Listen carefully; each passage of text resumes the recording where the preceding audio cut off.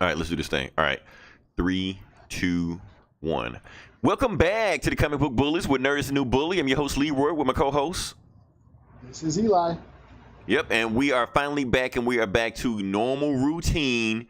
We are done with the box office May that was just draining us. We had to go all the, every other weekend to go see a new movie and review it so we can give our thoughts and try to beat every other podcast and review site out there before they got a chance to do it. And yeah, and when we come back to the comic books, Eli, it turns out like we're way behind.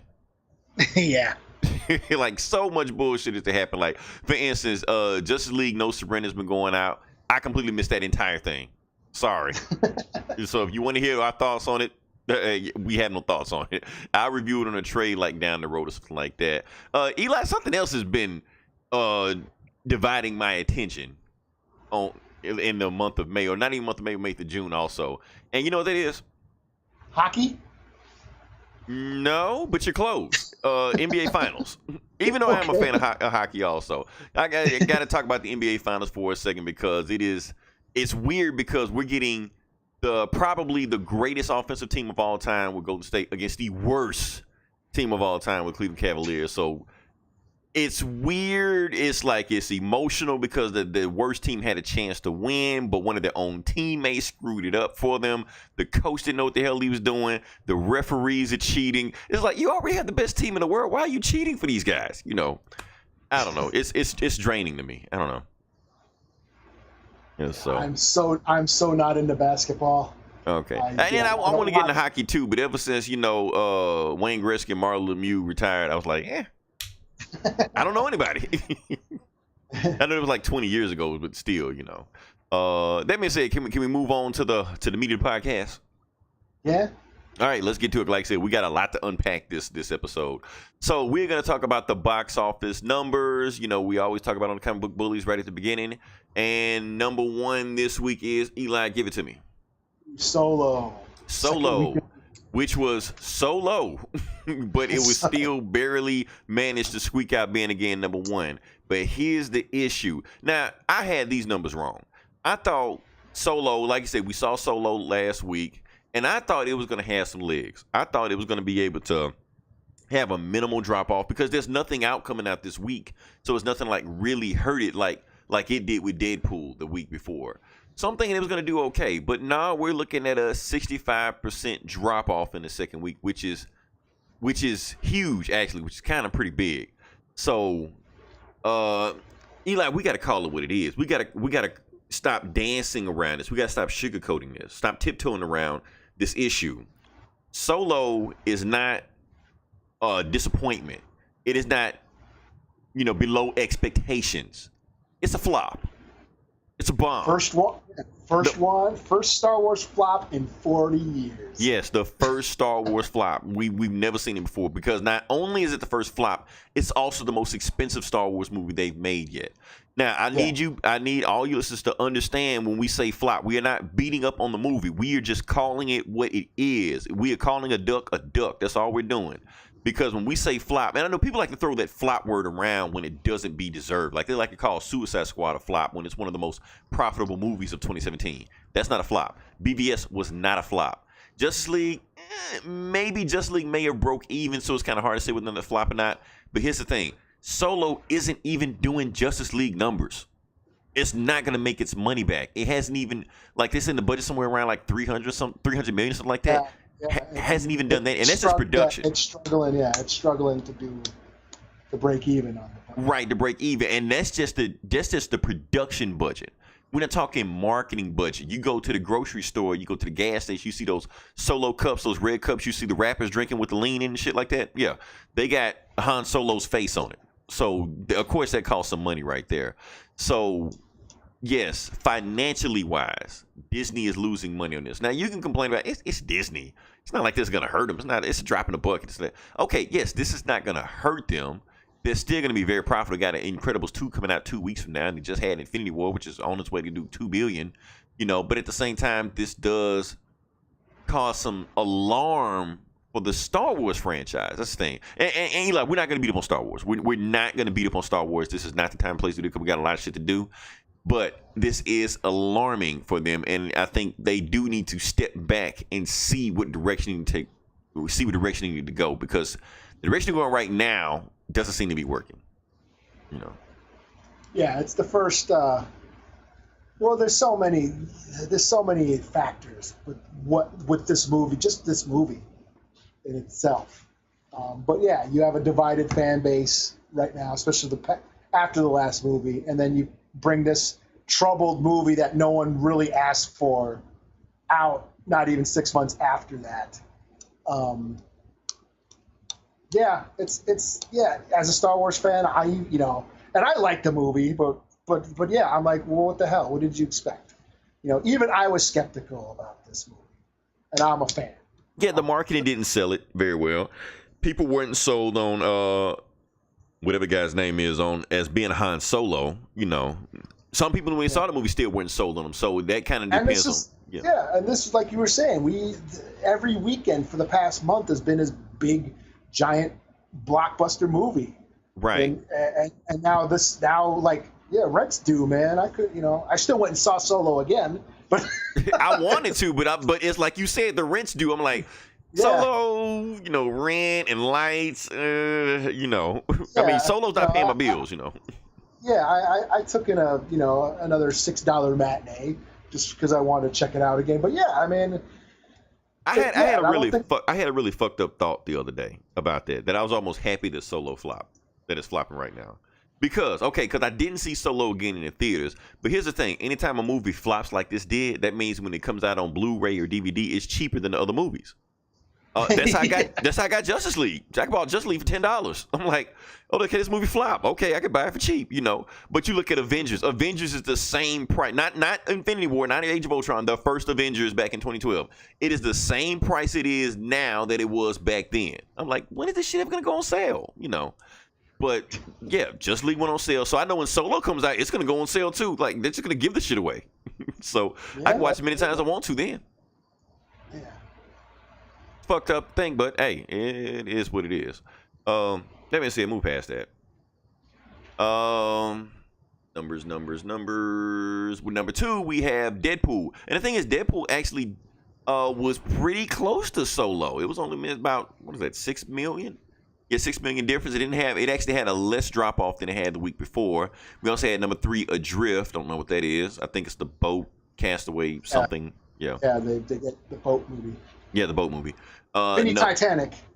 Yeah, something. It's some kind of adult film, young adult movie or something. I don't know. Number 4, we have Avengers. Adult film. Not an adult film. Not Stormy Daniels. I mean, we're talking young adult. Number 4, we have Avengers: Infinity War, of course. Still down there. But it's still doing its numbers. Number 5, Book Club, like I said, the old lady movie. Number 6, Upgrade. Eli, I'm hearing some good things about Upgrade. Yeah, I want to see that. I'd like to check that out. They say it's minimal CGI. They saying the filmmakers are just pretty much using the tools they have available to just make this just kick-ass movie. That just says what they're doing. Number 7, Life of the Party, the Melissa whatever movie. Melissa. What the fuck's her name? Yeah. Something. I don't know. Melissa McCarthy? I guess. Yeah. Yeah, her. Okay. Number 8, we have Breaking In, the mom movie, I guess. Number 9, Action Point, and that's Johnny Knoxville. It debuted at number 9. Eli, what the hell happened to Johnny Knoxville? Ever since Bam went off the air, man, I don't know. I'm just saying. And okay, rewind time back 10 years ago. Let's rewind this 10 years ago. Wait, it's kind of late in this decade. 15 years ago. Okay. Johnny Knoxville was the next big thing. We were thinking Johnny Knoxville was going to be the next big star. Like he was just one away from, breaking out, Pretty much. Dukes of Hazzard. Well, okay, remember the video game Uncharted? Okay, yeah. That guy is based off Johnny Knoxville. Oh, really? Yeah. Because he was shooting himself in the crotch with like a fucking paintball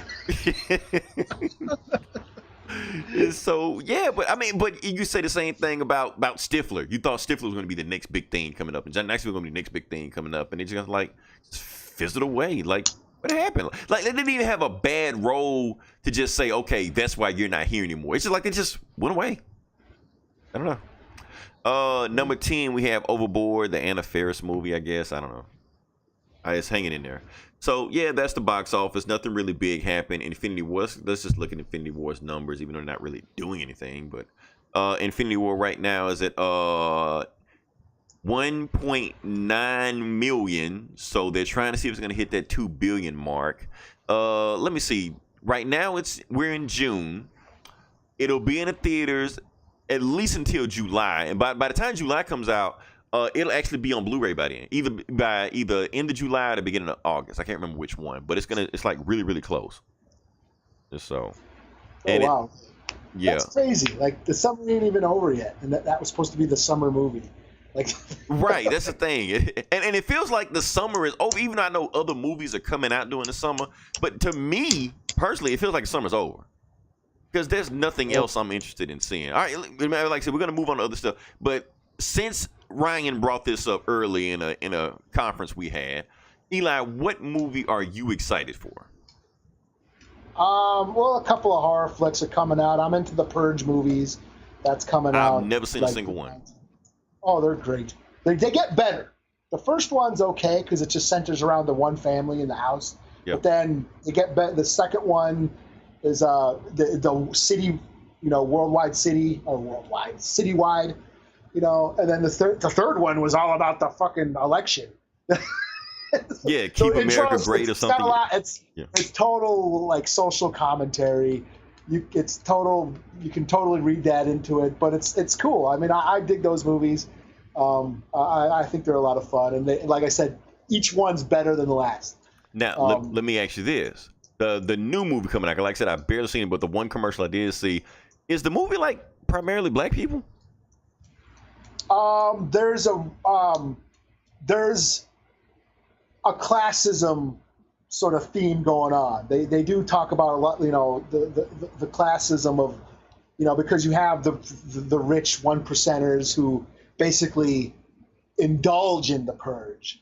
And then you have the people living in the inner city and in poverty that have to protect themselves from the purge. You know what I'm saying? Mm-hmm. So you have, there's in fact the last one, had what's his face? Bubba Gump was one of the main characters. Okay. What's that dude's name? Williamson. Was he actually one of the main characters? Was he like a sidekick like Mike Epps in No. Well, he was one of the main characters because he was protecting his store. Okay. He had a store that he was protecting from all the purgers, and then he gets wrapped up into the whole. There was a candidate, and she was like it was a total allegory on the election year last year. Right, and because there was like a woman candidate president, Yeah, and she was trying to get rid of the purge. She was voting to get rid of it, and she had all the support. So then the candidate running against her decided to have her killed on Purge Night. And then it basically turns into a whole chase movie where they're trying to protect her and shit. So they're not so much horror. It's more like exploitation, like horror, you know what I mean? It's like a word. There's a lot of these movies coming out now, and I don't know what to call them. They're like horror movies, but they're not really like traditional horror. They're more like action horror, like Green Room about the skinheads. And then you had Don't Breathe, where they break into that blind guy's house who's like this fucked up dude and shit. And, Carnage Park about a sniper. He's a slasher, but he's a sniper. So it's like not traditional horror, but there's like this action exploitation quality to these new. I don't know what to call them, but I've been noticing them coming out lately, and I think The Purge is a part of that category. Where they're not so much. It's not monsters or ghost stories or any of that shit, but there's a horror element. Even Get Out. Get Out had that sort of. It wasn't traditional horror, but it had this. Shit scared the fuck out of me. Yeah, yeah, like reality horror. I don't know what to call it. I mean, you know what I mean. So, but The Purge is a part of that. Okay, So I saw it. yeah, I think I saw it on Vudu or iTunes, whatever. Like they were selling like the entire, trilogy for a good price. So yeah, I've always been interested in seeing the movie. It's just like just haven't got around to yeah. it. But The yeah, I've been first, interested. like I said, the first one's about this rich white family in their suburb, and they're under siege at their house, and it's okay. The second one, where it takes place in the city, they're stranded outside in the city, and they're trying to fight their way through the city. That one's better. And of course, the third one was about the election year. And this one, I guess, is a prequel. I think the new one. Yeah, they call it the First Purge. So yeah. Yeah. So yeah. I mean, I dig them. I'm interested in seeing that. Of course, Meg, that big shark movie, is another one I'll probably check because I read the book. Even though I'm not a big Jason Statham fan, but I read the book and I'm okay. So this is like a movie they're trying to take serious, not like Sharknado. Kinda. Well, it's a giant shark. It's the megalodon. Oh, is that so a real it's like thing? another Jaws.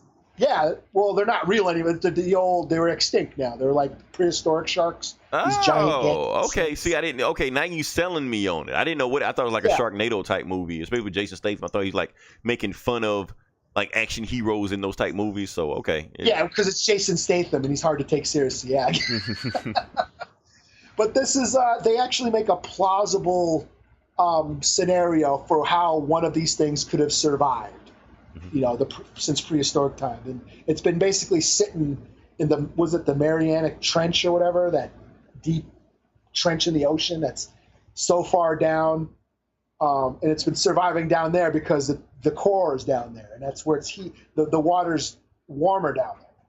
Gotcha, That's but where it gets loose. Volcanic activity happens. So there's like that's why you never see any of those fish way down there because it's too. Because if you go above that, then the ocean's cold. The water's cold, so they stay way down into that dark depths because the water's warmer towards, the volcanic core of the Earth, and that's where this thing has been surviving all these millions of years. But one of them decides to, come up to the surface and wreak havoc and eat a bunch of people, and that's my favorite kind of movie. Okay, and they have a trailer out about that.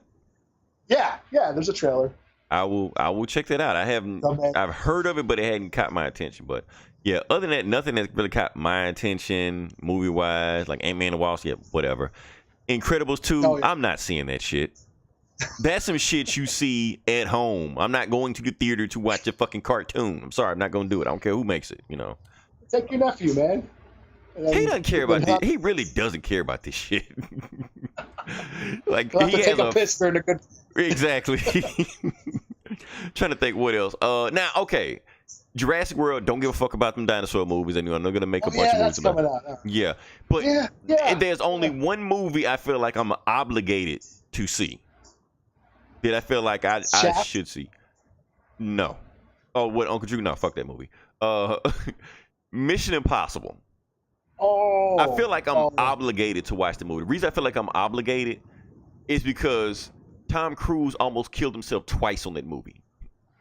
So if he's gonna risk his life for my entertainment, I feel like it's at least worth my time to at least give him $10 of my money for him almost killing himself. I feel like I at least do that. Even if the movie fucking sucks, it doesn't matter. Hey, you almost killed yourself, so whatever. Oh, well, I might break your heart right here.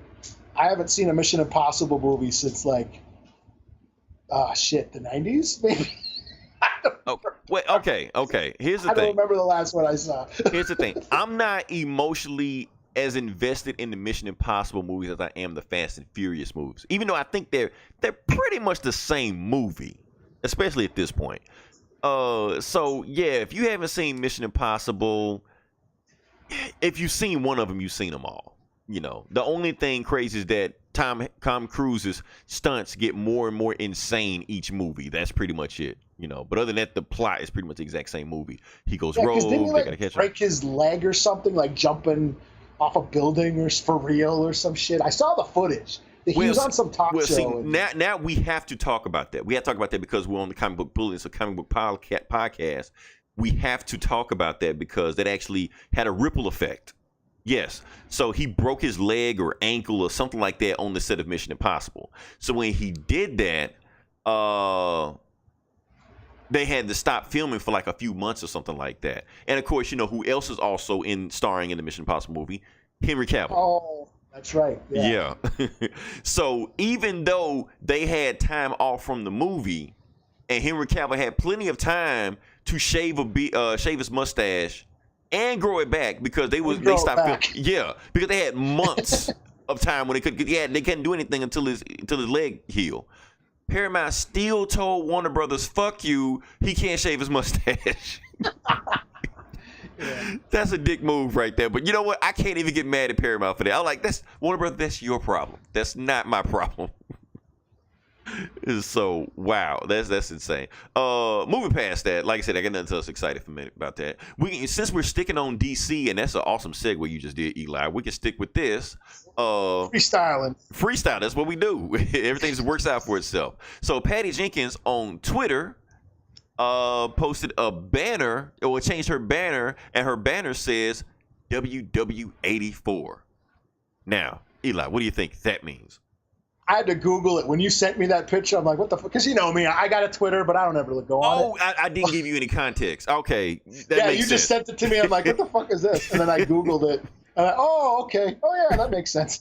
Okay, I should have sent you some context when I sent it. Because when I was on Twitter, it made sense if you see Patty Jenkins by it. But I just sent you just a banner and that's it. So you don't know what the hell it means. You know, it makes sense. So, yeah. I was like, what would 8-4? Like, I was like... It sounded out finger on each letter. You know? Yeah, 8-4. What the fuck is this? Is this some video game shit or something? Yeah, so for those of you who don't know, and be honest with you, we don't know. We're just assuming, but it's pretty much a good assumption that WW84 probably means Wonder Woman 84, which is going to be the sequel to Wonder Woman, which is Wonder Woman 2. And the 84 probably means, if we were to take an educated guess, the movie's going to be set in 1984. You know, because 80s are back, yo. The 80s are back. The totally awesome 80s are back. Yeah, so that means they're gonna have an awesome soundtrack. Wonder Woman might have leg warmers. Now, somebody actually brought something interesting to me. In the George Perez run in the 80s, Wonder Woman had curly hair. You know, curly hair was popular in the 80s. I can't remember what actress had that, but it was popular in the 80s. So, do you think Gal Gadot is gonna change her hairstyle in the sequel? She's gonna have that big giant Kelly LeBrock. You know? Yeah, that's what it was. Exactly. They made it like Kelly LeBrock in the 80s. Yeah. They probably won't do that, but because it's the thing, because Wonder Woman had such a strong tone. You know, it was like World War and it was serious. So taking it to the 80s, I don't know how they can do that aesthetic because Marvel does it and they're not even in the 80s. Like Thor Ragnarok felt like an 80s movie. You know, Guardians of the Galaxy felt like an 80s movie. So can Wonder Woman capture that same aesthetic that Marvel has done with their not 80s movies, but that 80s feel, you know? So far, I think they've done it because that WW84 felt 80s. You know, it looks like it's from the 80s, you know? And I wonder it's going to tie into George Orwell's 1984 novel, you know, Big Brother. That's what I was kind of thinking. Because, like, yeah. You'd almost have to, even though, let's be honest, the normal audience that goes to these type of movies are too dumb to even know what that book is, you know. But you almost have to make a reference to 1984, you know, especially in the world we live in now, where everybody's spying on everything. The government is listening to this podcast right now, waiting for us to say some fucked up shit so they can kick our door in. Yeah, and we're in another Cold War. And exactly. That was totally going on in the 80s. Like, you know, the whole Russia thing. I mean, there was a Russia threat back in the 80s. You know, we were about to go nuke to nuke with Russia back then.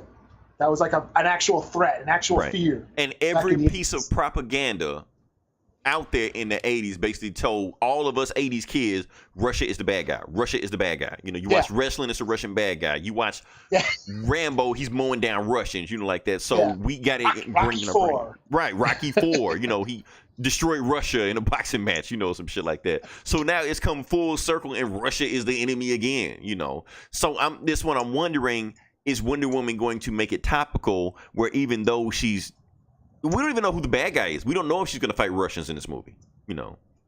Yeah. I mean, they could totally make those parallels, and that would be the smart move. But Wonder Woman's not American. That is true. So the Cold War going on, really shouldn't affect her. Or even if it did affect her, why would she side with America? Maybe she would side with Russia. But then she was by the time the 80s roll around, wasn't she chilling out in Gotham, or where the fuck was she? She made her way to, or was she in Paris? She was in Where Paris. the fuck she chill at? Yeah, she was in Paris the entire time. She was overseas. Yeah, because the only reason she even came to Gotham was to get that picture back from Lex Luthor. Okay. Yeah, because Lex Luthor was getting footage of her. She was overseas, stuff like that. So, did we just find a plot hole in a movie that don't even exist yet? We care more about the continuity of DC than DC does. Yeah, we're putting way too much thought into this. Right. Let's just move past this shit, man. Oh man, let's talk about. See the thread. Yeah. I can see the threads already. Yeah, right. Obviously, you have no idea. You've never read a comic book in your life. Exactly. Well, in issue 184 in 1987, volume 2, whatever. Let's talk about your boy. Let's talk about your boy, Eli. My boy. Your boy. Let's talk about the Punisher. Oh, yeah. Yeah, season 2. Let's talk about Punisher season 2. And they release a picture of the season 2 big bad, which is going to be Jigsaw. This is no longer Billy the Beaut. This is Jigsaw. And I don't know, Eli. Give it to me. What you think about this? That's the sexiest Jigsaw I've ever seen. Yeah, you ever seen Beauty and the Beast on CW? Where the Beast was like some male model, but he just had like a little bitty scar that you could barely see unless it was in the shadows. He had a mole on his nose. Right. Don't look at me, I'm hideous. I'm so ugly. As he stands in the moonlight with his shirt off, Yeah, abs up. Yeah, his abs have abs and shit. Right. And the woman's just like, I love you regardless. I bet you will. And so so that's Billy the Beaut right there. Especially when Punisher put his face through a grinder, like every single way you can think his face was mangled. They say, and that's what you get. Like you think he'd be a lot more screwed up than that. In that show, he just busted it against a mirror. Or through a window. That's all it was in the show. Well, yeah, but you think his face would get even more screwed up than that, Yeah, I mean. You know what? We're spoiled. We're spoiled.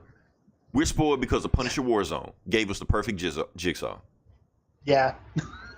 It's fucked up, but it gave us a perfect Jigsaw because Punisher took that guy and put his face through like broken glass and like grinded his face into it. So when you saw the makeup of him, it was like, okay, that's Jigsaw. He's fucked up. You see why he hates the Punisher. This guy, you like, it's almost like Ryan Reynolds. Like Ryan Reynolds is playing Deadpool, but like he can get more ass than any of us. Even dressed as Deadpool.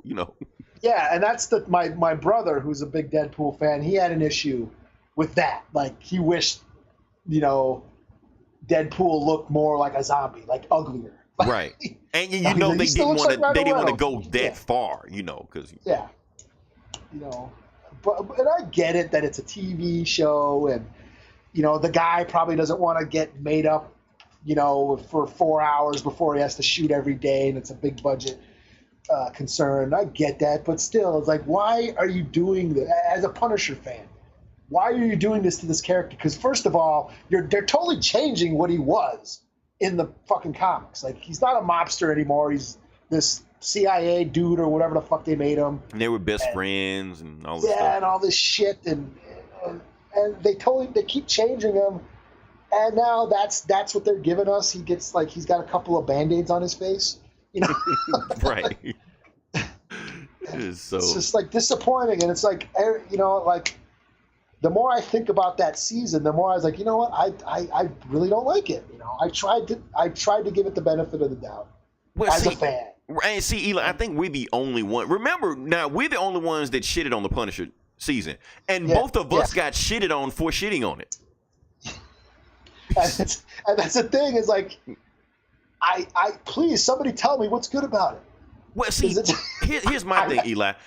No one's convinced me. Right? Well, it's on Netflix, so it's awesome. Like, not really. And to be honest with you, a lot of these Marvel Netflix shows, honestly, if we take them all as a whole, they're not very good. Yeah. I mean, they're just they're okay. Some of them are bad, but at best, some of them are mediocre. Yeah, you got Daredevil season 1 and season 2. What else you got? Okay, I'm gonna give you the first half of Luke Cage, and then after that, it just went off the rails. I can admit that now. It went off the rails. Everything other than that, it was just like, okay, I'll watch it, I guess. You know, I don't know, and I feel like the same way with Punisher. Like I just watch it, but honestly, after I seen it, I completely forgot about it. You know. Yeah, and I get accused, oh, you just wanted to see bullets and action and violence, and they were trying to show you a deeper character. I was like, okay, but for like 6 episodes, it's like this love triangle between Micro's wife and shit. Like, what? It turned into a right. rom-com. Like half he's the trying season. to bang his wife trying to bang him. He's just around the house, just fixing stuff. You know. Why is Madani's mom in this show? Why do I care about this chick's mom? like it's like who gives a fuck about for like half the season? Like it was filler. That's what the fuck it was. It was filler. Yeah. And it's like then there was just a different version of the Punisher. You know what? I was on board with a Punisher that cried in Daredevil season 2. I thought that was awesome. I thought Bernthal gave us a side of the Punisher we never seen, and I was on board with that. Now, going into this show, I figured we would see him but he quits. He quits being the Punisher in this season. And he's not the Punisher. Well, remember in the first episode, he quit being the Punisher. And then he had to become Punisher again because of some bullshit, you know. Yeah, that first 5-minute montage where he goes and mows down all these cartels and shit. That's what I wanted to see. But he does it all in the first 5 minutes. Okay, I'm done. I'm going to go... hammer rocks now at a construction site. Right. Where he kills people there anyway, you know. Yeah, and like not and try to be a good guy now. Like, yeah, that's what I wanted. That's the Punisher I always want to see. One where he doesn't want to do nothing. Right. So we're construction. And why is that cool now? Why is that cool? I mean, it's like I said, cool. people are just It's not cool. Quit telling me it's cool, because it's not. It's because people just brainwashed that if it's on Netflix, it must be good. Netflix lately, I mean, not just Marvel, just period. They've been just dumping just all kind of shit on their network, on their platform, and just don't care. There's a whole bunch of comedies and movies and dramas. You're like, I don't want to see this shit. That Cloverfield shit they pulled out. What the fuck was that? Yeah, I haven't even watched it. That shit was terrible. It was like a regular movie that you feel like they ADR the name Cloverfield in it to sell it as a Cloverfield movie. It don't have shit to do with Cloverfield. Yeah. So. And then we got this, so like, after this disappointing Punisher season, and then we get the first thing we see is a shitty, disappointing Jigsaw. It's like, it's going to be more of the same. And I got people saying, oh, what if that's just not his final look? What if it's a flashback and he gets not ugly? his final form? Fuck that shit, man. Like, so you're going after it. Yeah, the Doomsday excuse from BVS or Apocalypse from Right. First thing, no. They are not going to use any. This is Netflix. They have a shoestring budget for this shit. They are not finna use CGI on anybody. So cancel that shit. Get that. Yeah. It's like that's his final form. Don't get your hopes up high. Don't try to get my hopes up high because I know this already sucks. Right. Oh man. I can't wait for it to come out so we can shit on it all over again so we can get attacked. Yeah. It's sad when Jessica Jones is harder than the Punisher. Right. Oh man. Yeah. All right, we can move past that. Trying to think what else we got. Nothing. You know what, Eli? I'm gonna save all my video game shit for next week. The reason I'm saving it for next week is because next week is E3. Okay, I was just matter of fact, E3. Yeah, matter of fact, that's gonna be a blowout. Just E3 blowout. We're doing an E3 blowout. I'm letting you know now. So be prepared to talk about video games for 3 hours next week. I'll play a couple games this week. Right. We're gonna OD on games. So one more thing, then we're gonna move on past that. Let's talk about this Roseanne bullshit. Oh, okay. Yeah. Now the reason we're gonna talk about the Roseanne bullshit is because we actually like the Roseanne show. Both of us watched it. Yeah. And the funny thing about it, like when the news about Roseanne came out about, she called, a racist slur on Twitter and things like that, and people were saying, well, if anybody liked the Roseanne show to begin with, that just means you were a racist and a bigot to begin with. Like, no, that's not true. Like Yeah. we watched the show, so. And the reason we watched the show, we fully know what we were getting into when we watched the show. She was a Trump supporter. She told us that ahead of time before she did it. And I watched the show to see her side of the story, you know, her point of view. Yeah. Because honestly, I don't want to talk to a Trump supporter in real life. Whatever. But hearing on TV when she has playing out thoughts and she arguing against a Hillary supporter like that, and I can hear her points. And then I'm like, okay, I can respect your opinion. You're showing me that you're not batshit crazy. You're showing me that you are a regular person and you work just like I work. I can respect you for that. What does she do? Goes batshit crazy in real life. So all the hard work you did, you know, to be the voice of who they claim to be the minority, but not the minority, they're the majority. You know, she claims to be their voice, and now she just make them look as dumb as everybody thought they were to begin with. You know. So that's really bad on Roseanne. And it's so, because I gave her the benefit of the doubt. I was like, okay, she's a comedian. She talks shit. She's always talked shit. And I'm like, I was like, come on, man, you're gay. Because ever since because I didn't know she supported Trump, I started watching the show and I was like, what the fuck is this? I was like, wow, she's doing it. Because I used to watch it back in the day, and she always leaned left. You know what I'm saying? Right. She always they say this is kind of recent, where she went to the right about like the last 10 years or so, like that.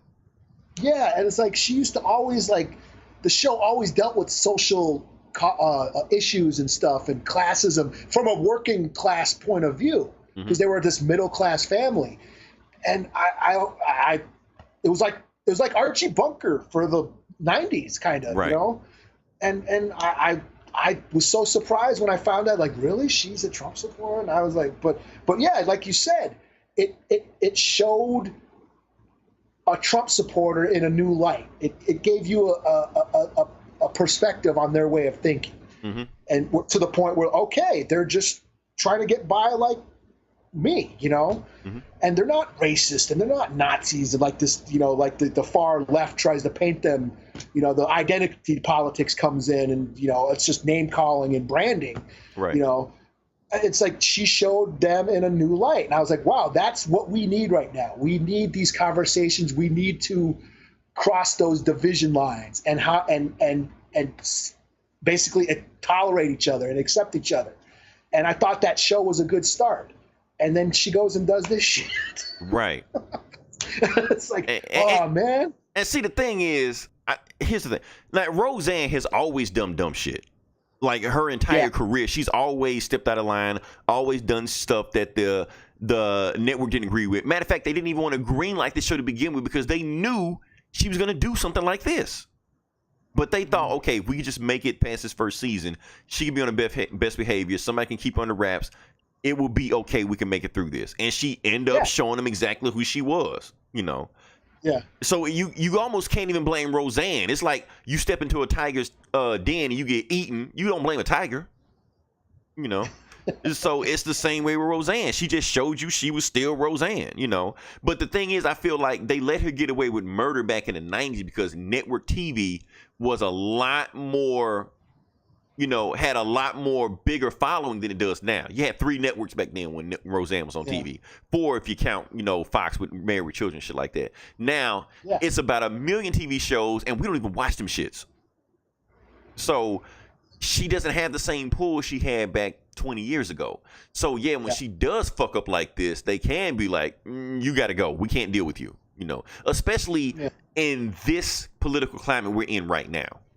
You just can't get away with the same shit you did back then. Yeah, it's like, you can't talk the shit like you used to. I mean, and plus, they didn't have Twitter back then either. So I mean, I don't want to get too far into it, but I mean, there's consequences now. I mean, you can't, you know, it's a public thing now. You know, I mean, social media was. And I've gotten in trouble for posting stupid shit myself. You know, now it's like, oh, I thought this was just a thing amongst friends. You know, now it turns out I got a fucking bunch of hundreds of friends that I don't ever talk to in real life, and they all can see my shit. That's why, you know, okay, I'm not going to talk as much shit as I used to because, people who don't know me don't know that I'm fucking joking. Right. And they'll think you're a terrorist and some shit, you know. Yeah. You know, I got banned from Facebook for posting about the Redskins because that said I was racist. You killed Black Tom. Anyway. Yeah. Fuck the fucking Redskins. Yeah. You're using hate speech. That's hilarious. Yeah. Oh, but so yeah. I don't know. This thing. I'm trying to think. I lost my train of thought in this. Roseanne. Okay, so what they're trying to circumvent this. They're trying to do damage control in this one. They're actually trying to continue the show without Roseanne. Yeah, don't. I think it won't work. I mean, her name is on the show, Roseanne. They're saying they're going to try to make the show around. What was the daughter's name? Something? Sarah? Connors or something. Something. So they're saying they're going to make her the focus of the show. Something's going to happen to Roseanne. I don't know if she's going to die or whatever. Like they leave. I don't know, run away or some shit. I don't know. And just it'll last like one season, like the Ropers for Three's Company. Exactly. That's exactly what's going to happen because it's not going to survive because Roseanne was the one that people wanted to see because sometimes you want to see crazy on TV. That's just what you want to see. You know, you don't know what you're going to get from her. So. Yeah, and it's so disappointing because she did that episode with the Muslim neighbor and stuff, and she defended the Muslim at the grocery store, and it's like it was really showing opening up doors, and it's just sad that she had to, like you said, go fucking nuts, go batshit crazy. Yep. It showed us that she was the same Roseanne she's always been. So yeah, I don't know. I mean, she was one of the first shows along with Ellen. Was it Ellen? Or yeah, where they had gay people on TV and shit. Like she had gay characters on back in the 90s. You know? Right. Yeah. And fighting the network to keep those characters on the show and shit. Right. So that's why it's so disappointing that damn, this is how it turns out. You know? So I don't know, just cancel the show. I mean, I feel bad for them because I know a lot of people don't feel bad. They're like, oh well, most of those people will find other jobs and they'll be okay. Yeah, like the big names will find jobs. John Goodman will be okay. You know, Roseanne's sister will be okay because they're on the stuff. But that doesn't mean every single person on the show. It's more than just actors on the show. Writers, stage production. Gaff boys, you know, producers. Like, what was Sarah Gilbert? Sarah Gilbert was on The View or whatever talk show she's on. She hasn't acted in years. Exactly. You know, she came back acting just for the show, the part that made her famous. Exactly. So yeah, everybody won't be okay. You just can't say, oh, because this business went out of business or this store went out of business, everybody's gonna be okay. No, you just can't say that. You know.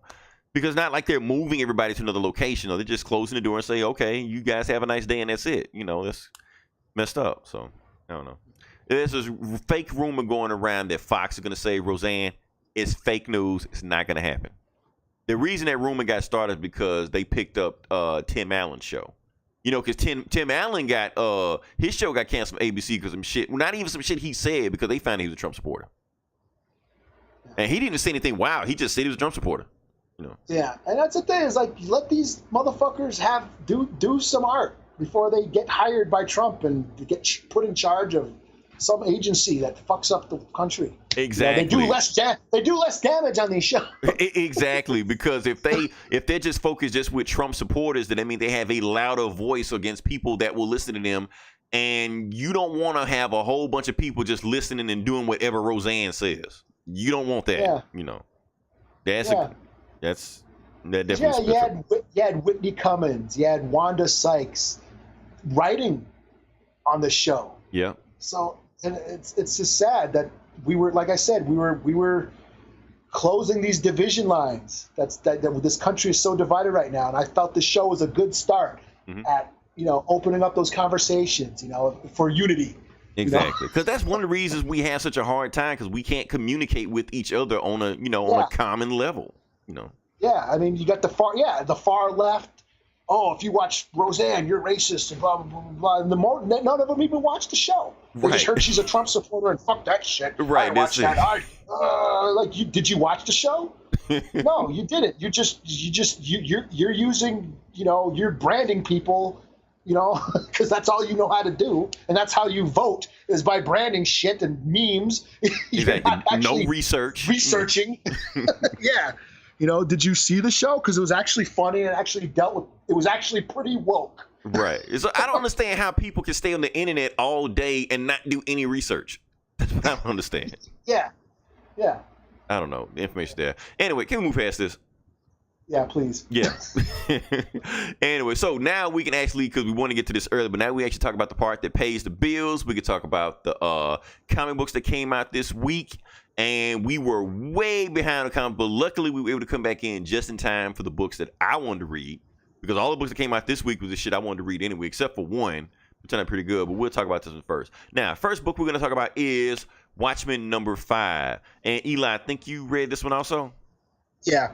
Okay. I think we read most of the same shit, so we could just have a round table or whatever. We have rounds. Tell you what, Eli, I'm gonna let you give the recap on Watchmen because I want to do the next book myself. I get dibs on the next book. You want me to do recap the Watchmen, really? Okay, I'll do it. Yeah, you can recap. Okay. Why don't you just do the recap? So. Okay, I'll recap as fast as possible. Okay, so like I said, for those that haven't read Watchmen 5, I'm gonna just give you a recap on it. Basically, what happened is the book opens up. Ozymandias is in the hospital because he failed 20 stories after trying to assassinate Lex Luthor. He, of course, unsuccessfully. And the only thing that happened to him, but he found a way to land where he only like broke a rib and got a migraine or some shit like that. So he's fine.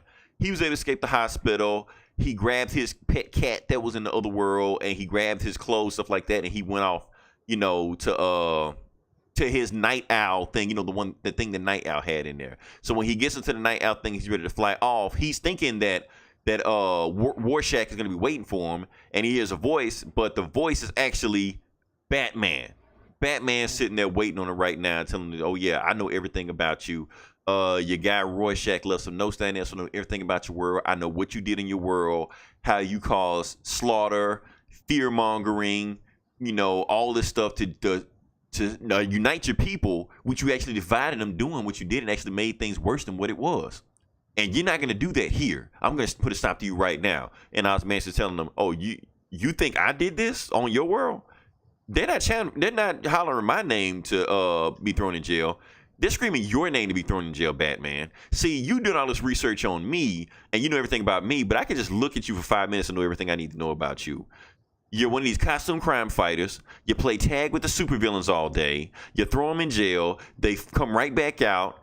And at the end of the day, you don't really do anything. You don't improve anything. At least look at my world. I cured famine.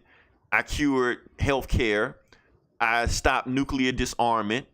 And even for a period of time, I united my people. Now, did everything go wrong for that? Yes, it did. But at least I caused a change in my world where you are doing nothing and thinking you're doing something, So then they get to fighting on the thing and stuff like that. But that being said, we got another story that's going on. Now, there's this guy called Dr. Thunder. Not Dr. Thunder. That's that drink from Walmart.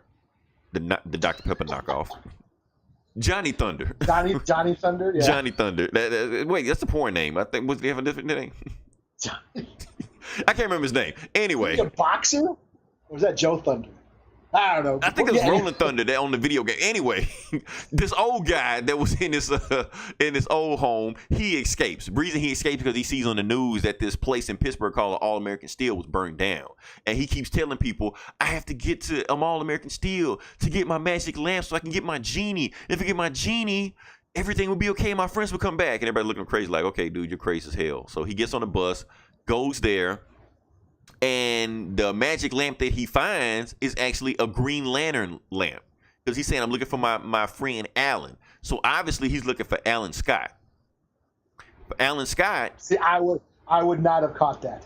Yeah, okay.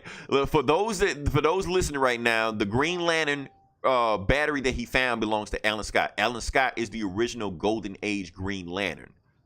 Because somehow that lantern actually burned down the steering figure. They said because the Green Lantern of the Golden Age doesn't do like constructs like that. His shit just shoots flames, just shoot green flames. That's all it does.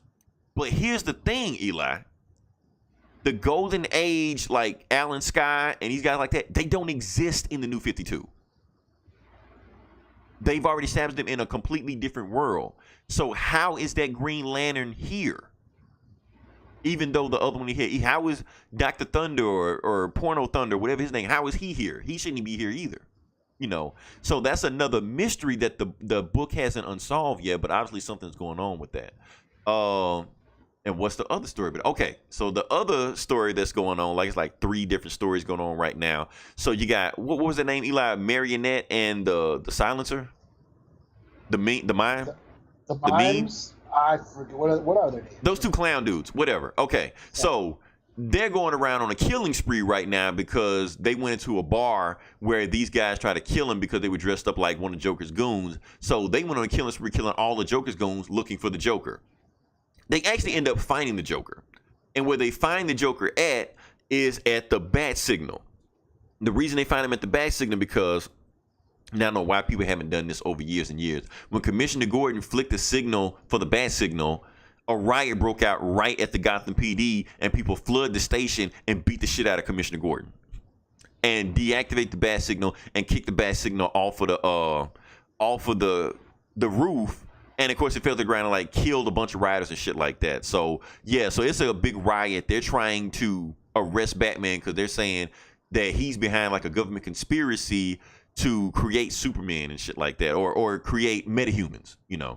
So they catch Batman when he flies over there and he sees the bat signal. Also beat the shit out of him also, and Joker, before he can get to a fight with with the marionette and the mime or whatever like that, he sees Batman. He's like, oh, what do we have here? So you got Batman there. Another story we got going on. Superman is doing an investigation, and Lex Luthor and Lois Lane doing an investigation on who actually is creating the metahumans for the government, because somebody is doing that and the stories got out. And they found out 2 things. The one thing is the person that's doing the metahuman experiments is a metahuman. 2, he used to be a member of the Justice League. So, I know I missed a whole bunch of other stories in there, but that's mainly the thing of it. It's a huge story that's going on. A lot of moving parts going on. They threw a whole bunch of other mysteries in there. And Eli, this story is starting to grow on me now. Even though it's still moving at a snail's pace, it's starting to, unravel for me. I'm starting to see pieces. One thing I liked about it, because you actually have Superman. Well, not even Superman. Was Superman in the book, or was it just Clark Kent? There was a shot of Superman somewhere. I think but he's barely in. I think it was just Clark Kent. I don't think Superman was in this book. Oh, no, he was in the book. He because when Lex Luthor and Lois Lane were talking to each other, he was floating above, eavesdropping. Yeah, he was listening. Yeah. But he didn't do anything. So it was mostly just Clark Kent in the book. So Clark Kent and Batman were in the book together instead of one or the other. You had Rorschach. You had Ozymandias and Batman having a battle of wits and philosophy and shit like that. And that whole dialogue was interesting, even though that dialogue has been coming up in these comic books, especially in DC comic books, for decades. Even I think Frank Miller touched on it in Dark Knight Returns, and it was definitely in Watchmen. That was the whole point of Watchmen. So it's nice seeing that that dialogue keeps coming up. So like I said, it's a slow book. It's not action, but I like it. And plus, Gary Frank art is just amazing. So. Yeah. So what's your score? I'm gonna give it a 4.5 out of 5. Like I said, this book is still slow paced because I still don't know where it's going yet. I think when I step back and see the overall picture and where these puzzles are going, I might give it a higher score. But right now, I'm gonna say 4.5 out of 5. Wow. Okay. Yeah, I think this almost felt more almost like a number 1. I think it sets up a lot more. It brings everybody together, which is what I've been kind of waiting for, and that's why I said it almost feels like a number 1, because you haven't seen all these characters sort of interact yet. But yeah, there was a lot of these different storylines going on. That's why I wanted you to recap it, because I would have a bitch of a time fucking remember all that shit.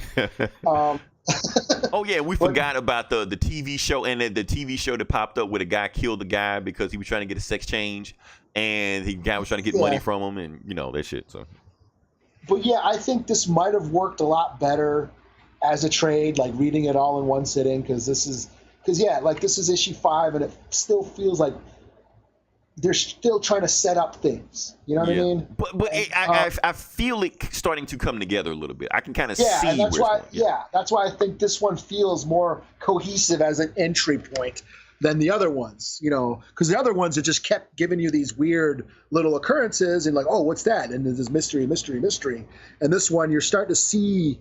I mean, it's still mystery shit. Yeah. But oh, we forgot but to talk about Black Adam.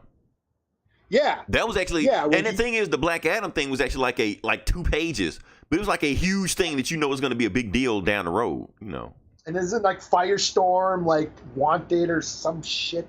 Well, he's an investigation because they thinking he might be one of the metahumans that were created by the government. He's saying he's not, but people are saying that he is. And that's a whole big thing right now because basically Black Adam is saying since the U.S. is starting to hate metahumans, he's saying all metahumans, you can come to my country and I'm gonna give you asylum. So it's almost like he's trying to create his own metahuman army, and Russia has their own metahuman army. So it looks like the world is getting on the verge of World War III. Basically, the DC universe is turning into what the Watchmen universe was. And you can see the parallels between each other, Yeah, and that's a thing, and that's why I keep questioning, like, what's the point? Is that all you're doing is turning the DC universe into the Watchmen? That's exactly what he's doing. It's like he's remaking the story with the Watchmen. Yeah, and that's like, I thought there'd be some more dynamic, because like this is the thing, my issue with this whole story, this whole idea of bringing the Watchmen into the DC universe. Like, the Watchmen basically was a statement on how superheroes are not really super, or they're not, or that there's really no heroes, that everyone can be corrupted, and in the end of the day, that no one's really this, like, what do you call it? Like, all this infinite good or whatever, that there's going to be corruption no matter what, because Dr. Manhattan is supposedly like this god figure, but yet he thinks as a human and stuff like that. So the point of the Watchmen is there really is no heroes. And then you have the DC universe, which is all about, heroism. Mm-hmm. So I thought there'd be more. But what the book is doing, from what my point of view is that it's deconstructing these heroes. We see them as heroes, but I mean, Ozymandias, especially when he was dressing down Batman, was showing the stuff you're doing isn't really heroic. You may think it is, but from my point of view, you're not being heroic. And that, to me, that was just this, like you said, that's just the same conversation he had with the Joker in Dark Knight Returns. Yeah, and that's the thing. Like, nothing they're saying in these books right now is stuff we've never heard before. Yeah. Even in BVS, like the Superman's whole point in this book is they're saying like the creation of Superman is making the government want to create more metahumans, And we've heard this story before, that just the fact of Superman existing is creating this ripple effect that actually may be damaging us more than helping us. Yeah. And the quote, God exists and he's American. Right. from the Dark Knight Returns. And the name of the book, I think the name of this issue is what? There is no God? Yeah. I think it was something like that. So that's where Jeff Johns going to. Now the thing is, I like what Jeff Johns is doing because yes, this is out of his wheelhouse writing wise. He's known for writing these summer blockbusters, these things you don't really think too much. You just hit him with action, kinetic energy. But I feel like he is stepping out of his wheelhouse and he's trying to channel Alan Moore, even though he's just saying the same shit Alan Moore said 40 years ago. Yeah, he's trying. There was a couple of pretentious moments, like the fog of self-righteousness, and it's the panel shows like the smoke and because of the riot or whatever, and the I forgot about that. Yeah, but now get away, right?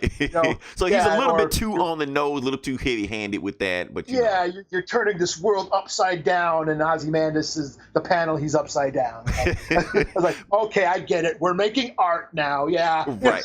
And see, that's the thing, Eli. I'm giving Jeff Johns an A for effort.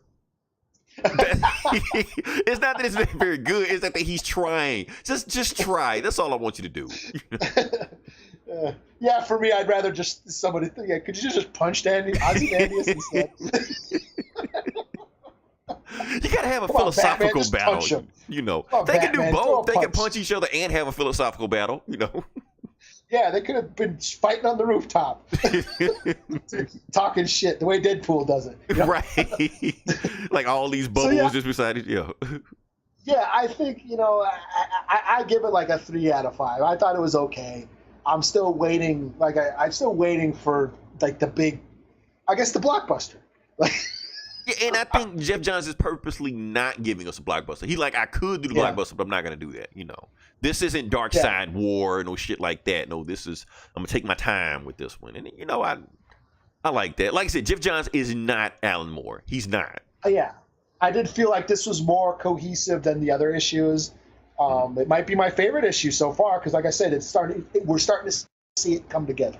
Yeah. I'm like, okay, I mean, there's some awesome, like, the mimes, going on their killing spree. That was probably my favorite moment. And it was interesting seeing the banter between Batman and Ozymandias. And he's like, I can dig. Yeah, I feel like you say we heard it all before, but it's still good to see those beats again and those familiar, because and maybe there's a comic fan out here that haven't read those old stories with DC. If they haven't read those old stories with DC or any Alan Moore or even Frank Miller books back in the 80s, this stuff will be new to them. Oh, I never thought about superheroes that way. Oh, that's an interesting concept, even though we've heard these concepts before, So I have no problem with them rehashing these concepts because, like I said, there are new readers out there that haven't heard these concepts and look at these heroes in different ways, Yeah, and then the Johnny Thunder thing, I thought that was cool. Like, oh shit, or Joe Thunder, or whatever his name was. Yeah. I was like, I was thinking he was gonna be. I was thinking he was gonna be like the Scarecrow or somebody. See, Johnny Thunder, he's in the Golden Age. He was one part of the Justice Society. Also, his power was he had a genie that granted him wishes. Yeah. I don't know any of that shit. Okay. Yeah. So he's a thing, but. Yeah, and I was like, oh shit, the Green Lantern. Oh yeah, here we go. So obviously just the fact that that Johnny Thunder even exists here means that there's some bigger shit going on, So, but it's another mystery. We got to see what's going on, Mm-hmm. So, we didn't even talk about Saturn Girl. There's so much shit went on in this book, man. We don't have time to touch everything on it, but we'll talk about this shit later on. Can we move on to the next book? Sure. Now, this is a book I want to talk about because this is the book I was excited for. I was more excited for this than I was. Matter of fact, I'm going to give Watchmen a 4.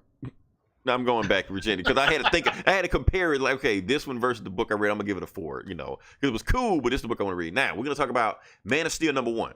Man of Steel #1 with Brian Michael Bendis. So this is his first full issue with Superman, So we're going to talk about this book real quick and basically what's going on. I'm going to give you a quick recap. It starts off in the past, and we have Rogul Zar. Let's call him Zar. I'm just calling him Zar. Fuck all that shit.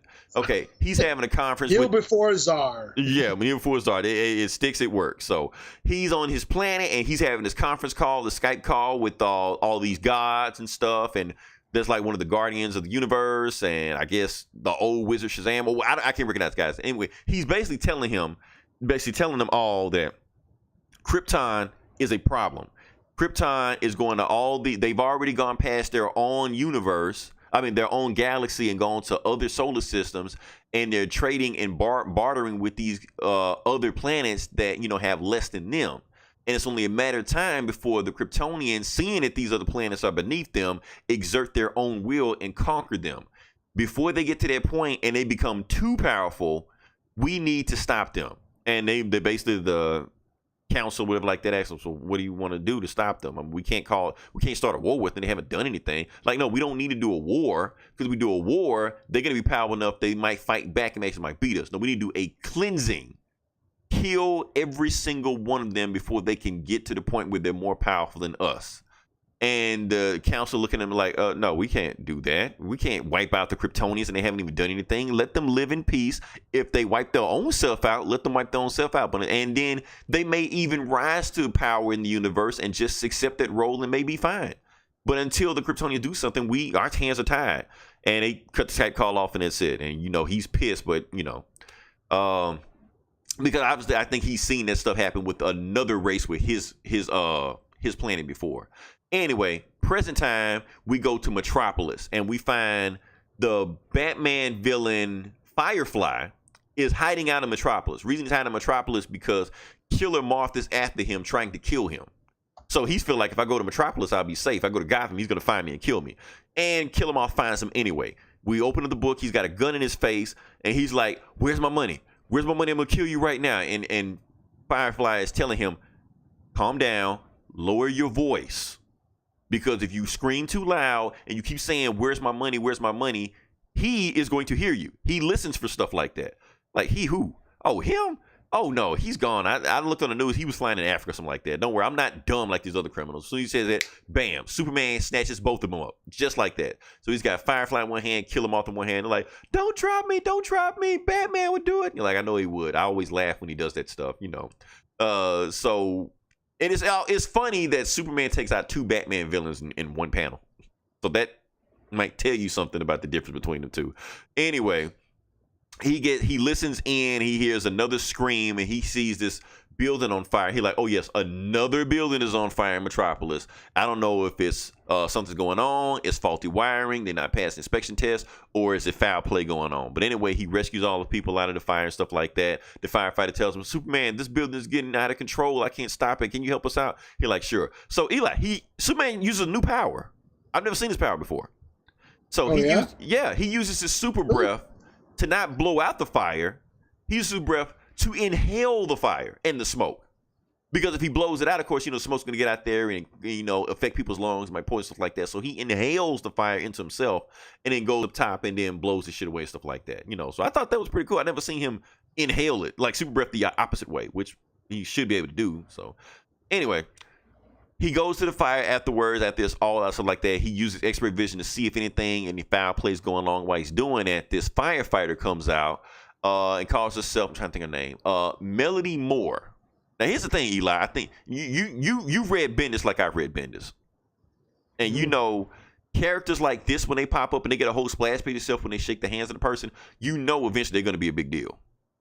So pay attention to Melody Moore. She's a firefighter from Central City, but she's the deputy chief now, and her and Superman kind of flirt back and forth with each other, and she basically tells him that, yeah, it's arson. You know, I'm telling you right now, it's arson. I got a gut feeling about that. And he was like, tell you what, you do some investigation. When you do, I want you to contact my friend, Clark Kent.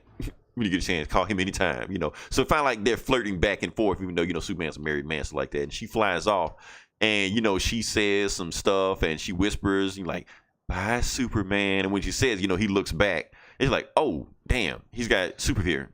You know, she realizes it, but then she starts smiling herself. So she knows that stuff she's saying, Superman's, you know, hearing all this stuff.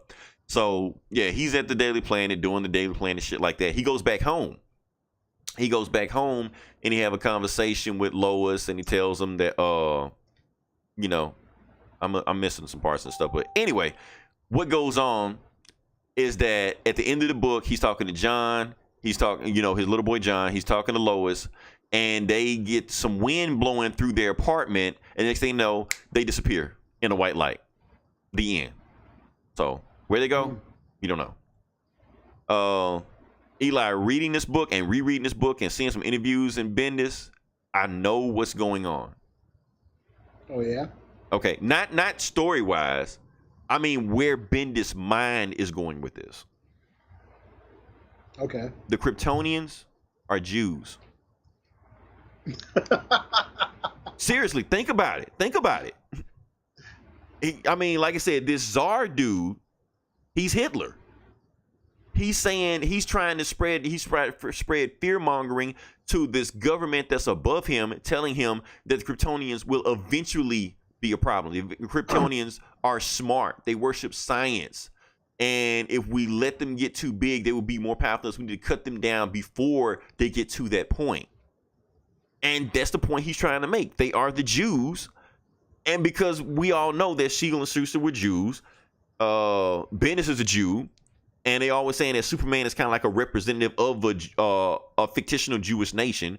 So it kind of, you can see where Bendis is going with this. Okay. That's my interpretation of it. Like I said, we got to see more stories of the book to see where it goes on. But yeah, that's it. What I'm gonna give this book?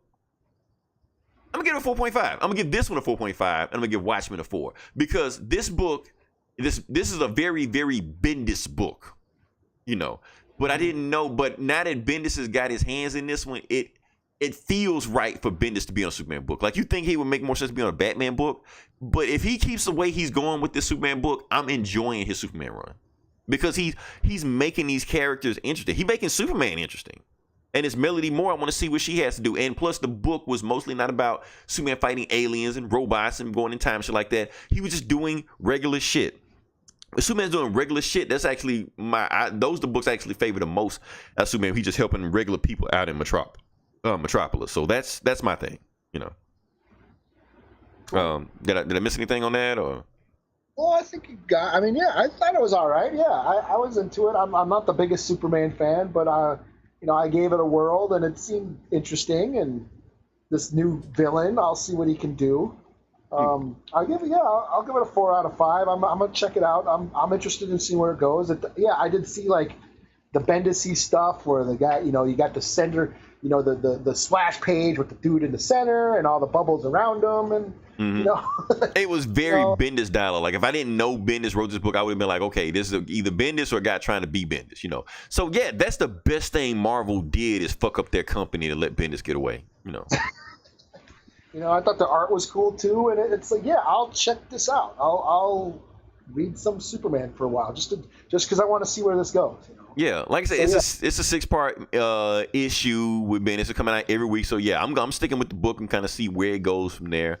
But like I said, I'm into it. That being said, he's setting up things with the flirting with the fireman or firewoman.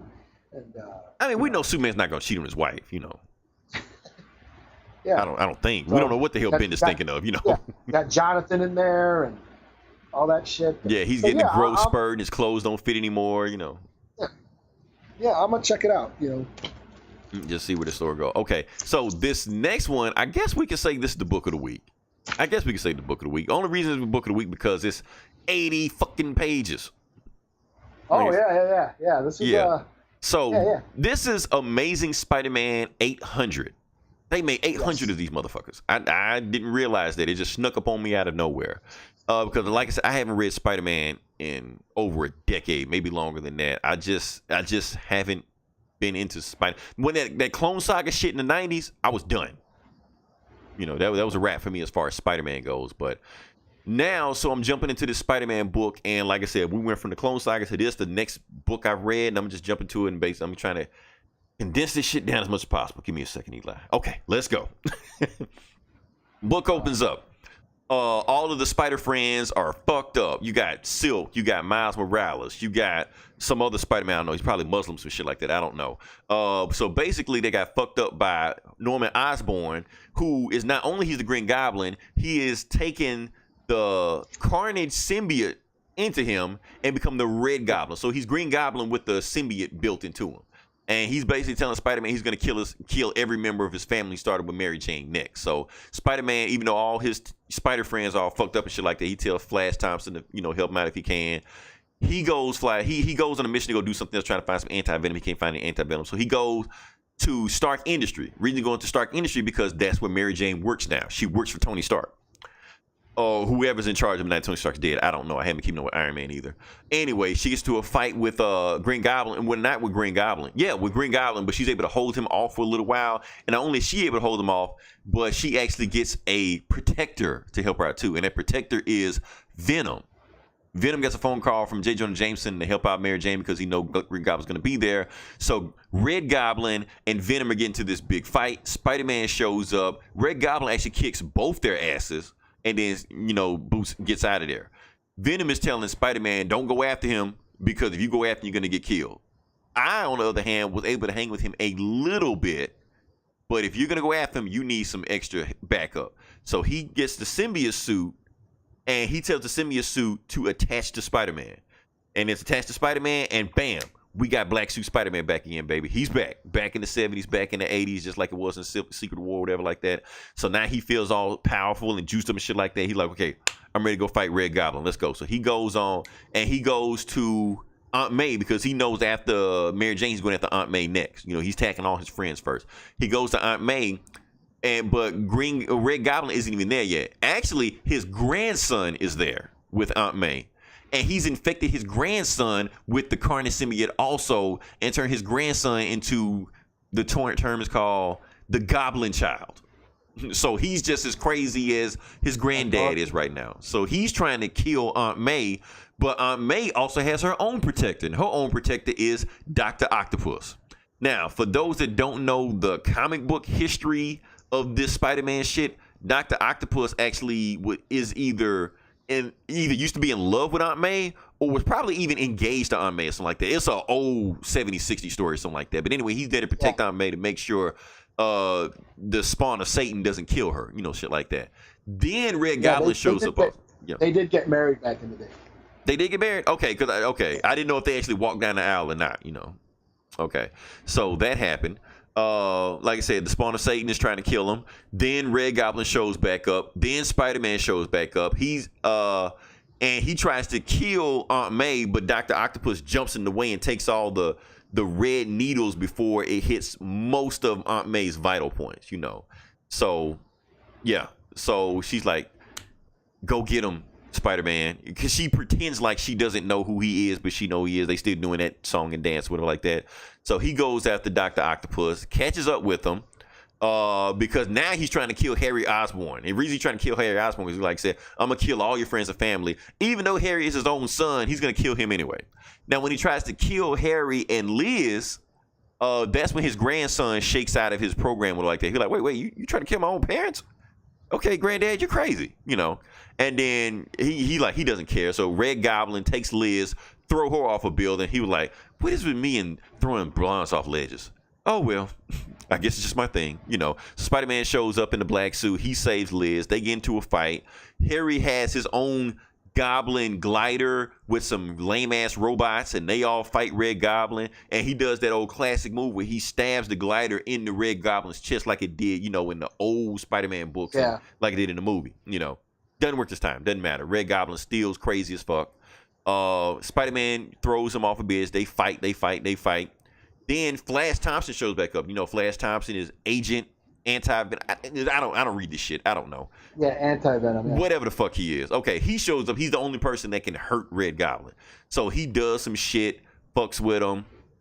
He stops him. He also stops him from killing all Spider-Man's family instantly because he left like some needles in their hearts and shit like that. But after he does that, he's got healing powers and shit. He's got healing powers, but he used all his healing powers to fix all the Spider-Friends and to spick Mary Jane and Aunt May. So by the time he gets to Red Goblin, he's all powered out. He's all anti-venom out. He's just Flash Thompson with no legs, And Red Goblin is so pissed that he fucked up all his plans, he kills Flash Thompson. Yep, he's dead. And Spider-Man gets so pissed that he goes from black suit Spider-Man and he turns into full Venom. He tells Red Goblin, I'm going to eat your brains. We're going to kill you. And Flash Thompson telling him, no, you got to control yourself. You got to calm down. With his dying breath, he's telling him to calm down. Don't let the suit take you over because the suit is good because I made it good. And then he passes away, But while he's doing that, Red Goblin has been knocked. He's knocked Red Goblin so far, he knocks him into Times Square. And this is my favorite part of the book right here. He sees this Spider-Man cosplayer. This part I love right here. He sees a Spider-Man cosplayer, and the cosplayer tells him, like, dude, what are you doing here? This is my corner. I work this corner right here. I don't even know what the hell you are. Oh, you don't know what and then not only that, they're taking selfies of Red Goblin in Square Park also. So they snap pictures of us like, oh, you want to know who I am? I'm the guy who killed Spider-Man and puts his hand right through the cosplayer's chest, just kills him instantly. And he was like, and then when he does that, then people stop taking selfies with Red Goblin, starts taking off and running, stuff like that. Spider-Man shows up and he was like, you know what, Spider-Man? I've had this wrong the entire time. I've been trying to kill Gwen Stacy and Mary Jane and Aunt May to get at you. I didn't have to do that because you care about everybody. So all I have to do is just kill everybody. So he got these goblin bombs and he just started just blowing up shit just everywhere. And Spider-Man tried to save as many people he want to, but he's still killing everybody. And then Red Goblin is on him, and he's just choking the shit out of Spider-Man because he be like, even with the black suit, he's still not powerful enough to take over Red Goblin. But he starts to thinking. He outsmarts Red Goblin. He like, Red Goblin Norman Osborn has one specific weakness. I'm going to exploit it right now because the fire's not working, Sonic's not working. And he says, Norman Osborn, Norman, if you kill me right now, it won't be you. It'll be Cletus Cassidy. They'll give him credit for killing me. And you'll be a nobody. And he's like, oh, no. I got to be the one to kill you. So he tells the symbiote suit to get away from him. And Spider-Man tells the symbiote suit to get away from him. And it's like, okay, now it's just me and you, Norman. We just going to go at it. So they fight again. Norman still kicks his ass. You know, he like, even without the suit, I'm still Green Goblin. I still got all these Green Goblin powers. I can still whoop your ass. Shit, I'm trying to think. What happened to that? How did he beat him? Eli, how did he beat him? What did he do? Let's see. Oh, I know what he did. Something had blew up. Something that blew up and it knocked Norman Osborn down for a while. But while he was down, the symbiote suit was about to attach back to Norman Osborn. But right for doing that, when a symbiote suit is unattached, fire can hurt it.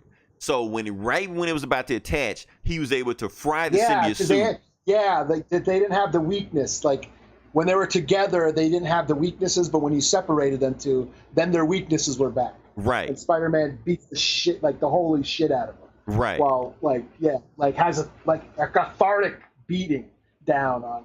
Because he had killed all his friends, killed Gwen Stacy, like it was a whole list of people that Green Goblin killed. So he was able to like short circuit his brain and some shit like that, you know. So he was just like an invalid, you know, stuff like that. So then J. Jonah Jameson shows up. He like, Spider-Man, I'm gonna put it into this shit. If you're not gonna put it into it, I'm gonna pull it. So he pulls a gun out. He's like, I'm finna shoot Norman Osborn in the head right now and just end all this shit. He pulls the trigger. Spider-Man jumps in the way and catches the bullet in the shoulder. Like, what the fuck, you know? And it's J. Jonah like, why the hell did you do that? Because that's what I do. I save people. It's my responsibility, even when they're at their lowest. And then he says that J. Jonah Jameson just walks off in shame. He realized what he did, that he was just trying to kill, you know, an unarmed man, even though he's an evil dude. And Spider-Man just takes him to jail. You know, he sees Norman Osborn in jail, and he says, okay, Norman, what do you know? He like, I know your secret. I know your secret. Like, your secret is Norman Osborn. It was like, okay.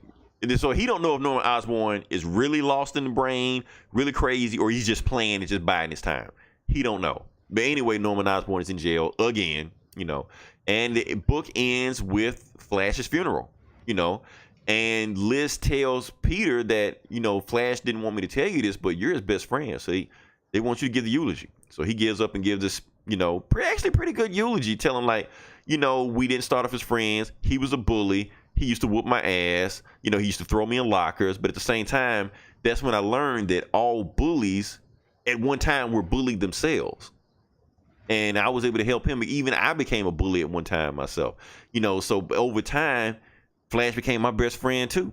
You know, and it was nice seeing him talk about Flash like that, because in the comics, Flash does become a pretty cool guy, you know, after they finally get to know each other and stuff like that. So he talks to J. Jonah Jameson at the end, and J. Jonah Jameson, you know, he doesn't even apologize for shooting him. He's just like, man, I messed up. And Spider-Man and Peter trying to tell him, like, look, I know you're at the lowest point, but look, everybody forgives you what you did. Because obviously he did something to cause all the symbiote bullshit going on right now.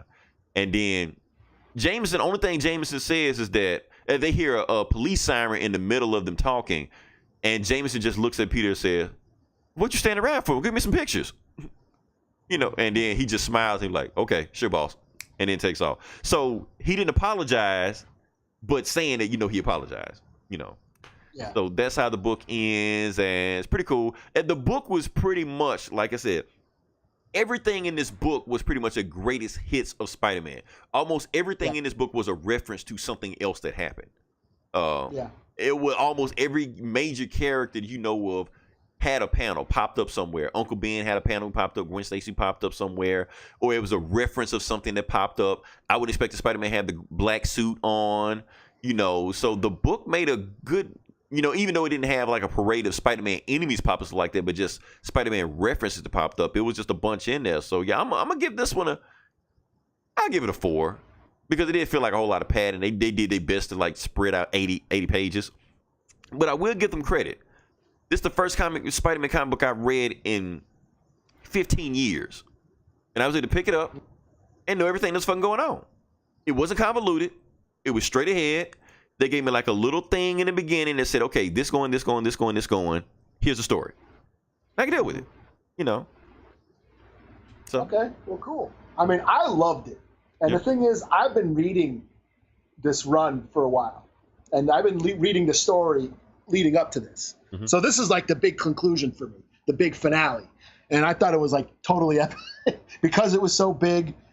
But also, it was just a tribute to Spider-Man, the Spider-Man character, the Spider-Man myth, the Spider-Man, the idea of what he is, and it was a celebration of all the whole everything about Spider-Man. Yeah, it had all references to older stories and all the different characters, because he basically has the Spider family, Mm-hmm. and the different versions of Spider-Man. All his sidekicks show up, and I thought there was this really cool part about when the Red Goblin or the Green Goblin, the Osborns, Right. the family infighting chapter, Mm-hmm. where it just showed them all like hashing out their differences and how that whole dysfunction of their family. And Yeah, how that just Spider-Man showed was us gone out the book for a while when that happened Yeah. too. Yeah. it just focused on them, and it just that whole theme of family and trying, and how hard it is to keep family together and stuff like that. And I thought that was a really cool moment, that just fed into the whole theme of the book. And it just, the clever ways he takes down, how he took down Red Goblin and stuff like that, Mm-hmm. Separating them and going, I just dug on this whole thing. And then, I give it a 4.5 out of 5. Yeah, I really dug on this story. I'm not even gonna lie, because I was reading this book and I was like, 80 fucking pages of Spider-Man. I don't want to read this shit. But then about 10 pages in, I was like, oh fuck, I can't put this shit down. Yeah. I just can't read this shit through the whole time. And it was broken up into chapters. It was almost like 4 issues or so, or 3 issues put together. Yeah. Because it was separated into chapters and stuff. But yeah, I mean, like him getting the black suit again, him turning into Venom for a little bit. Yeah. Oh, and it was also cool because somebody bit his wrist shoot. I think was it Goblin? Yeah, Goblin bit his wrist shooters, so he couldn't even swing after him. So he had to get the black suit in order to go after him. Yeah, and when he raged out and no, don't give in to rage, So there's all these little tributes to the Spider-Man lore, the stuff we already know, but it just brought it all into this one story, and it just touched on, like you said, a greatest hits of Spider-Man, and I just dug on it, Yeah. and this is what's his name, Slott's last book. Well, I think the Spider-Man? book after this is the last book. Yeah, so he's basically reverts the story back to he cleans the slate. Yeah. So the next writer has got a clean slate to work with. Peter Parker's back. He's broke again. Mary Jane's back. Yeah, Mary Jane's back. Mary Jane's back, and Jonah Jameson's back. Yelling at him and shit. So he brought everything back to the beginning. So I thought it was cool. I really dug on it. So.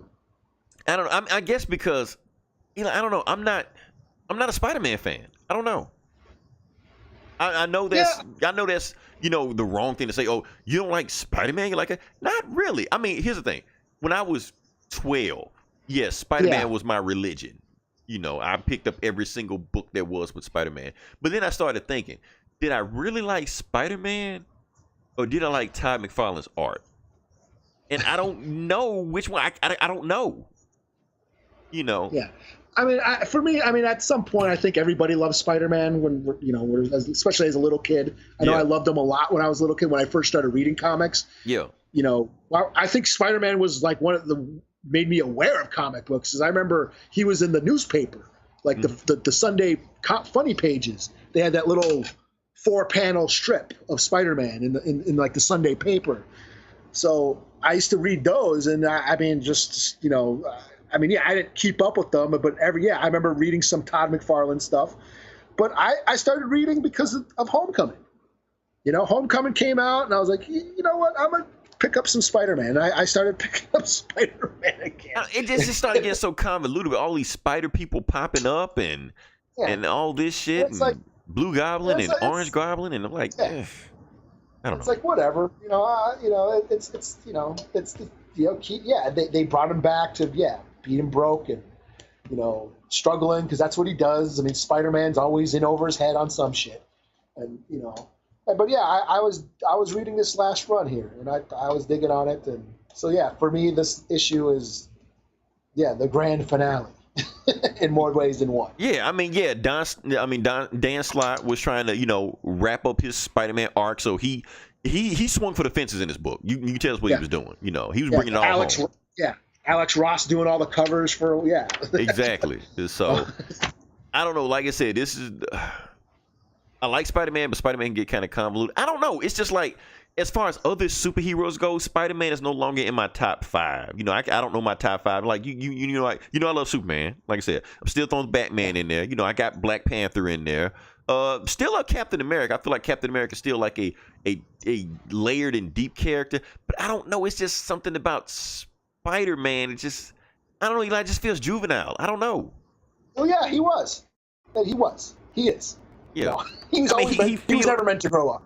And that's the thing, and I guess that's what it is. I mean, I guess that's why they always make him a teenager, younger than everybody else, because he's supposed to be a hero for younger, even though all this shit is for kids, to be honest, like Superman's for kids, shit like that. But they just feel like they have more meat to them, Tony Stark, Iron Man, when he starts flipping about, like he feels like there's more to him as a character, like you can really dig into him and you can use him as a metaphor for society and especially like, big business and things like that. Where Spider-Man, you really don't feel like he can be a allegory or a mouthpiece for anything major other than I'm just a kid from Queens and I just, I have a shitty life. It's adolescence. It's adolescence. It's just, the growing up, growing into your own and finding responsibility.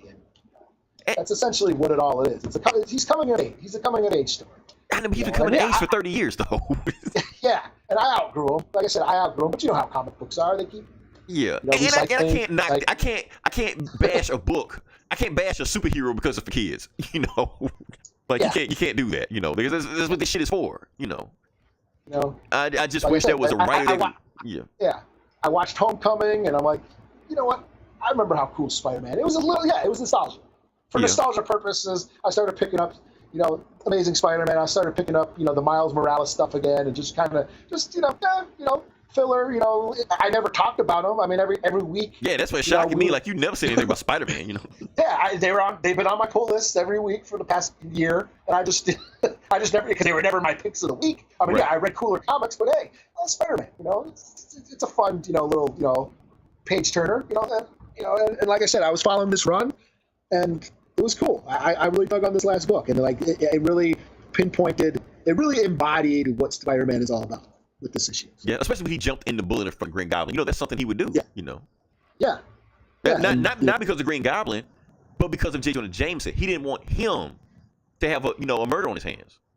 Yeah, and then fucking, Aunt May getting saved by Doc Ock, who's like almost looks like he's dressed like Superior Spider-Man. Right. So there's all these homages. Right, and all that is Dan Slott stuff. The stuff that he was writing. Oh, another thing we completely missed, Alchemix.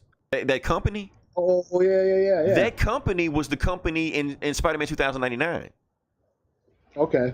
Yeah. Yeah, I never read that. Yeah, that book was awesome too. So it seems like that's the start of the Alchemix, where it became this big, huge corporation that took over the entire, country, and Spider-Man 2099 had to stop it, whatever like that. So they even had to tie into that, so I'm cool with that, Yeah, and Venom, like Eddie Brock Venom. Right. Shows and Eddie gives him the Spider-Man, the symbiote, I was digging on it, and it was, I was like, holy shit, this is huge, and then it's all one story, really? Right. I thought it was gonna be like this Action Comics was like broken to be like, no, this is just one story, Yeah, and it worked. It totally worked. It was a fucking graphic novel. That's what it was, Yeah, it pretty much is. It's like a trade. Yeah. It cost as much as a trade. Basically, yeah. $10? Why that's only 10 fucking expensive, man? Shit. That's what I was like when I rang up my pull list. I was like, word? That's what the fuck? Oh yeah, that Amazing Spider-Man's $10. I'm like, really? And I actually pondered, do I really? Exactly. Like, all right, you already rung it up. Fuck it. Like I could buy an old Justice League trade I hadn't gotten yet, but I'm gonna buy one Spider-Man book. Yeah. So. Yeah. I don't know. But yeah, you got any more books? Or? I think we got. I guess I'll do Punisher real quick, just because I love this. Okay, cool, no problem. We did two DC, two Marvel. So this is Punisher 225. The Punisher, it's in the aftermath of Punisher War Machine. He's still running around with the suit. He's using it to fight crimes and criminals and shit. And the superheroes, all the Avengers, the Marvel heroes are like, oh no, you can't this can't go on. We can't let you do this anymore. So it's basically Punisher, War Machine versus the Marvel lineup. Okay, Punisher kills the Marvel universe, and he's kicking their ass. He's pretty much just it turns into a chase. There's a throwdown where they actually fight, but he pretty much defends himself and then gets away, and then they go searching for him, and they're like and they can't find him. Every time they show up to some location, he had just slipped away, and he's basically finding a scientist like who can work on this tech. He's looking for a tech scientist, and he finds some fucking AIM guys, and he finds that, and he tells them, hey, you need to take this the bug, the nanobat, the tracking off my suit, so the superheroes can't fucking find me. And he does. He takes the tracking off the suit, and the superheroes can't find him after that. And then fucking Fury's like, where is he? We need a location on Casa. Like, he's not popping up anywhere. Everywhere we look, he's gone. So then all of a sudden, boom, Punisher shows up at where to the truck, to the surveillance truck that Fury's in, and he grabs Fury and he flies him up to the skyscraper. He's like, hey, this can't, we're done here. And Fury's like, no, man, you can't fucking do this anymore. He's like, I lent you that suit to take down that dictator, because that's what it was for. He took down this like Russian dictator. But now that thing's over, you can't use that suit anymore. It's like, why? This is all you're doing. You gave this to me, blah, blah, blah, blah, blah, blah. It's like, it doesn't work that way anymore, Frank. It's like, before, when you were just a vigilante running around with guns, we looked the other way because, you were actually making some sort of a difference. But now that you got that suit, you're crossing a line now. So you can't do that anymore. You were, and they make reference to Secret Empire.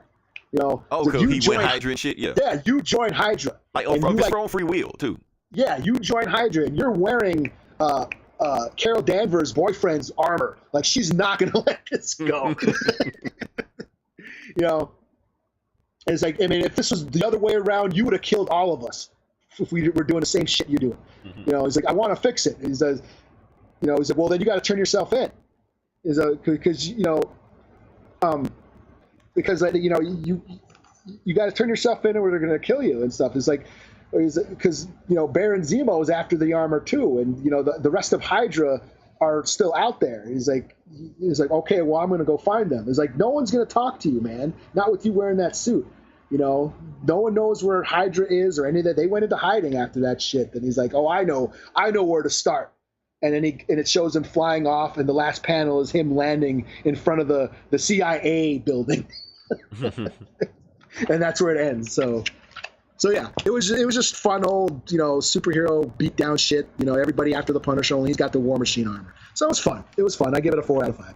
Cool. I thought he would have turned the armor back in or ditched it or something like that, but it's cool. He's still in it. So yeah. Even though I think Rhodey's coming back to life, because I think Bendis brought him back too before he left Marvel. So I don't know. We'll see. We'll see where that goes. That's whatever. But it was that nice banter between Fury and Punisher as they went back and forth, like basically that the morality debate between now Shield is disbanded right now, right? Yeah, I think so. Yeah. It's just like this form of Avengers. Yeah, because Carol Danvers is leading this team. Yeah, it was like Captain Marvel, Hercules, the Thing was there, Falcon, Spider-Man. That's just the Avengers team then. Which Spider-Man? Peter or Miles? I think it was Peter. Okay. I'm pretty sure it was Peter. So that's just the regular Avengers then. Okay. Because I think Cannonball. Yeah. Yeah. Because basically the whole Secret Empire shit, because Captain America used Shield to take over, the United States. So they just disbanded Shield altogether. Yeah, Luke Cage is in there getting some licks, like taking pieces of the armor off. Okay. And he just like blows these flamethrowers at everybody. Yeah, I might check this out. I'm waiting. I can't wait for that to come on Marvel Unlimited. I'm just sit down and just absorb that story, just see what you're telling about it. So, any more books we got? Or? I think we got it. I'm done. Yeah, we this is an epic one. I can feel it. Oh yeah. Yeah. And that being said, like I said, if you listen this long, definitely like, share, and subscribe. Tell people about our podcast. Listen in. We got a whole bunch of the podcasts we got on this network also, which Outright Geekery. We have, like I said, our sister podcast, Geek Savs. We have a whole bunch of the podcasts. I'm not for the name right now because I can't remember any of the names right now, but they're there. They're good. Listen to them. They might have different opinions on the same books we talk about also, so that'd be interesting to see what they say about it. Shoot. That being said, this is Leroy. This is Eli. And we will talk to you guys about E3 next week, and same bully time, same bully channel. Cool. What you got? I got 145, but we didn't start for a few minutes, so Yeah. at least 140. This is Yeah, this is a long one. Yeah, because I think we got. Well, it's cool because I know we talked a long time about the comic book section, but it was some other stuff we want to get to too. So. Well, I think we went almost.